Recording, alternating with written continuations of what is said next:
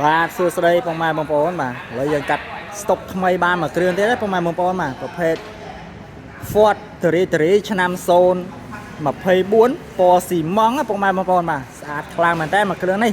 ធានាទឹកថ្នាំស៊ីនមួយជុំតែម្ដងឯកសារម្ចាស់ដែរបងម៉ែបងប្អូនណាបងម៉ែបងប្អូនឡានខ្ចីមានស្គុតហ្វៀមការពារទឹកថ្នាំឲ្យមកជុំទៀតបងម៉ែបងប្អូនបាទថ្មីខ្លាំងមេត្រៀលខាងក្នុងនេះនៅដូចខ្លាញ់កោអញ្ចឹងបងម៉ែបងប្អូនបាទនេះថ្មីខ្លាំងណាបាទឆ្នាំ024បងម៉ែបងប្អូនហើយនេះក្នុងស្អាតមានកបោនហើយទៀតបងម៉ែបងប្អូនចាក់កបោននេះហើយអស់ហើយដៃទ្វាអាតុកនេះហីគឺមានកបោនហើយមានកាមេរ៉ាតាប់ឡូឲ្យមកសេតជូនបងម៉ែបងប្អូនតែម្ដងបាទសម្រាប់តម្លៃថ្លៃថ្នូរបងម៉ែបងប្អូនអាចខលសួរលេខតាមលេខទូរស័ព្ទខ្ញុំបានបាទ096ការ៉េ6743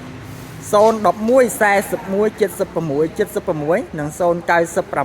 27និង93ទីតាំងឃ្លាំងនៅលើផ្លូវអង្គញាមូលនិធិបាទអានេះ Ford Territory ទីតានាម X ពុកម៉ែបងប្អូនបាទ option វាទីតានាម X ពុកម៉ែបងប្អូនបាទនេះបាទស្អាតទាំងមុខទាំងក្រោយទាំងជុំវិញឡានបាទធានាទឹកថ្នាំស៊ីនមកជុំជូនពុកម៉ែបងប្អូនសបកកងឲ្យនៅថ្មីបាទអរគុណច្រើនគ្រប់នឹងជំរាបលាបាយបាយ